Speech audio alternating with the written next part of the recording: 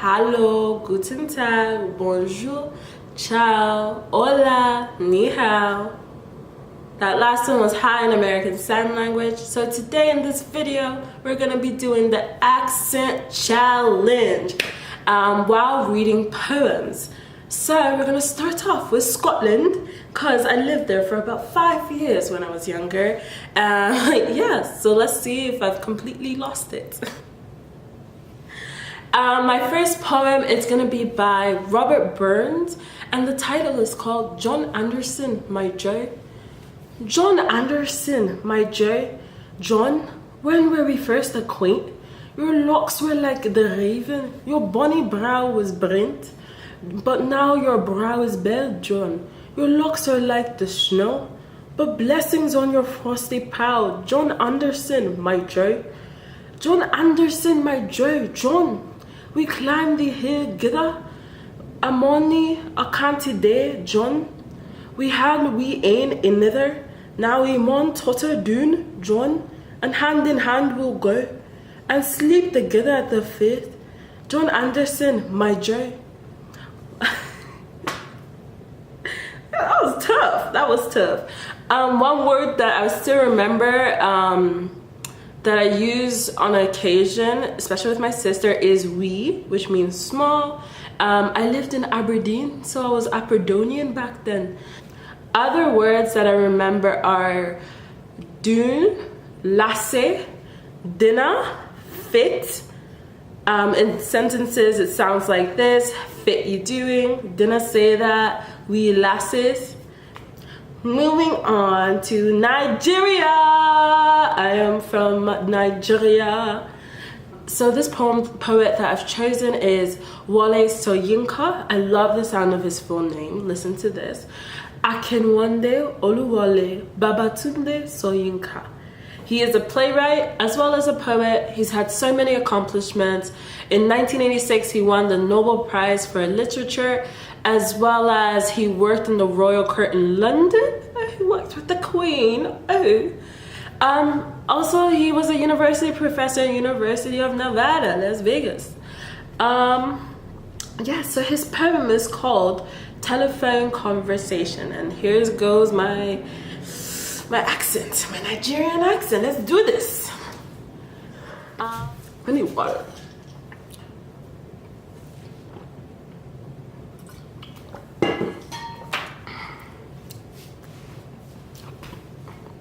Okay, the poem is called Telephone Conversation. Let's do this. The price seemed reasonable, location indifferent. The landlady swore she lived off premises. Nothing remained but self-confession, madame. I warned. I hate a wasted journey. I am African. Silence. Silence transmission of pressurized, good breeding voice when it came. Lipstick coated, long gold rolled, cigarette holder piped, caught I was folly. How dark! I had not misheard. Are you light or very dark? Button B, button A, stench of rancid breath of public hide and speak. Red booth, red pillar box, red double tiered, omnibus squelching tire. It was real.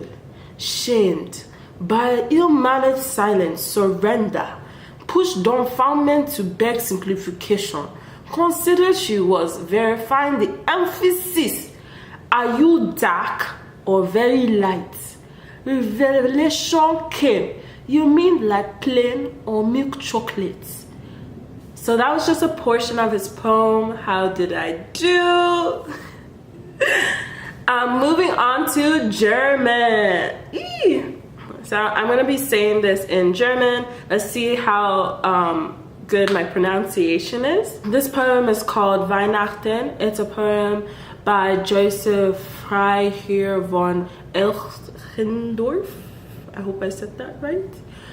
It's a famous German Christmas poem. Here we go. Markt und Straßen stehen verlassen, still erleuchtet jedes Haus. Sinnend geh ich durch die Gassen, alles sieht so festlich aus. An den Fürsten haben Frauen buntes Spielzeug vom geschmückt. 1000 Kindlein stehen und schauen, sind so wunderstill beglückt. So that was only half the poem.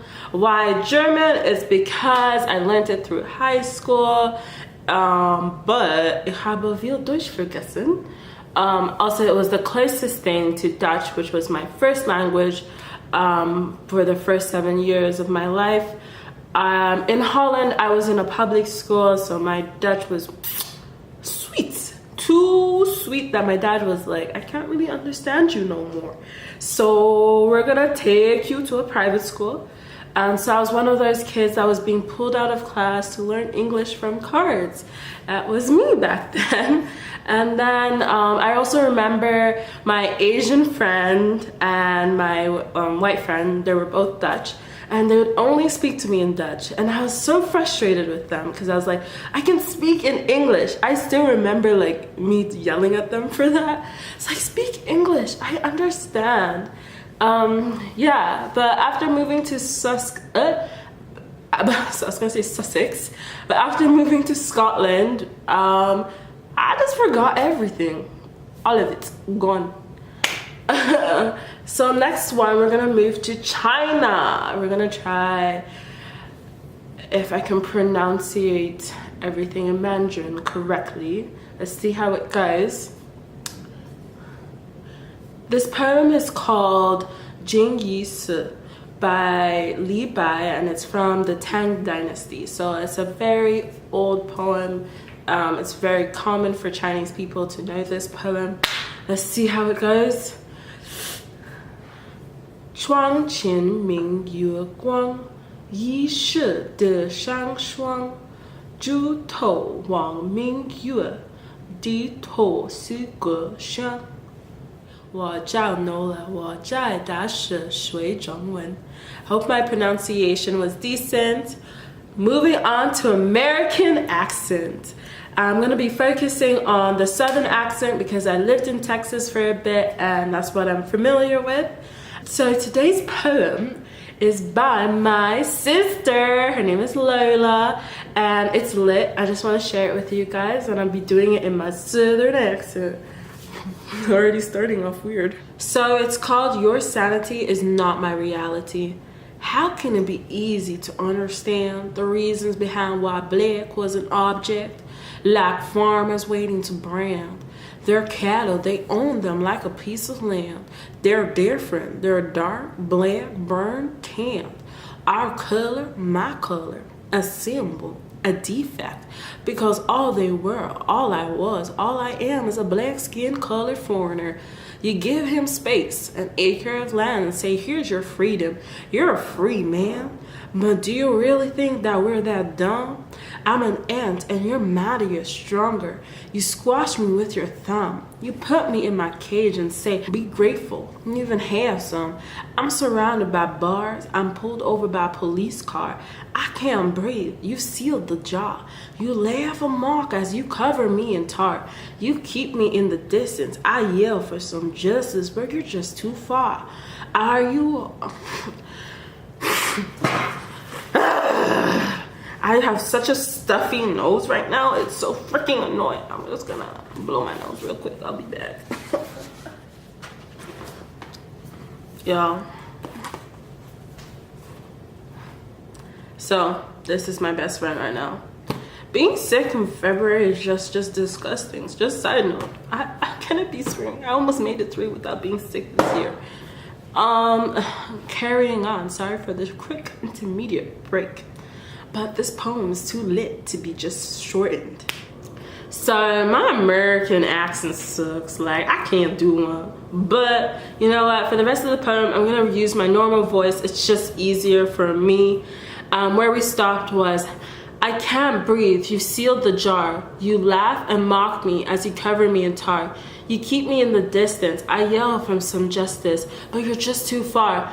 Or have you purposely covered your ears as you smoke your expensive cigar? The similarities from the oppressive ways of the past still brought to the present. Harboring inside me, I resent. I vent because I went out and got shot in the head. All I was doing was getting some bread.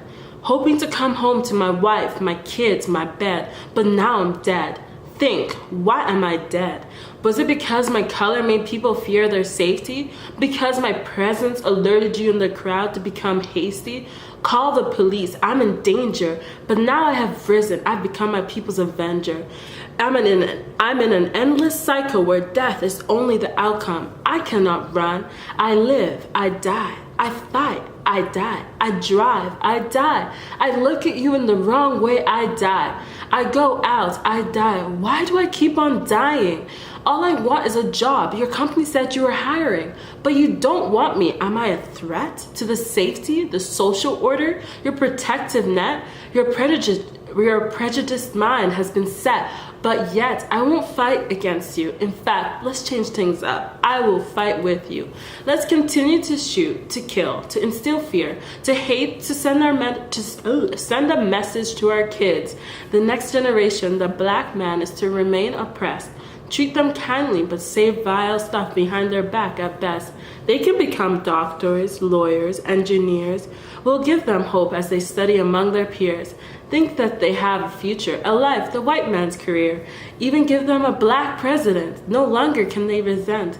We have given them everything except freedom. We have given the black man what they've asked for except their freedom. Shackles have been removed. No longer are they enslaved. But remember, kids, the black man can't be saved. In jail I rot for crimes that I should not have ought to gain, because I did claim that I should no longer remain in disdain. I am sane. But their words, their judgment comes down on me like acidic rain. I melt on the floor, I can feel my pain. I should not belong in the wrong, because my voice does not speak volumes. Therefore, I cannot stop you from putting my people in small rooms, so your people can remain safe, while mine? Why do you continue to enslave? My people are free. Let us be. Why can't we roam free in a world created for me? Have we forgotten that we're all once begotten? I stand here shouting. You stand there shooting. Do you see the difference? The difference one vowel can make, and it can change the meaning, the impact, the reality. I shout for you to hear me. Listen to me. Don't point the gun. Put it down, please. You shake your head. You order me to get on my knees. I do as I'm told. My blood, ice cold. My eyes, my life, my prize, my visions, my wife, all I revise as I see the barrel of your gun pointing between my eyes. You don't give me a chance. I'm not free as I glance. The officers around me are just like you, full of hatred, full of spite. They resent what I am. Their promises of justice, equality for my people is all just a sham. What I was never ashamed to hide, but now it has become the reason that so many have died. So you guys, that's my sister's poem. I'm so happy she let me share it with y'all. Guys, let me know which accents you like. If I didn't show it today, let me know in the comments down below. So don't forget to share some love, hit that like button and that subscribe button, and I'll see you guys next time.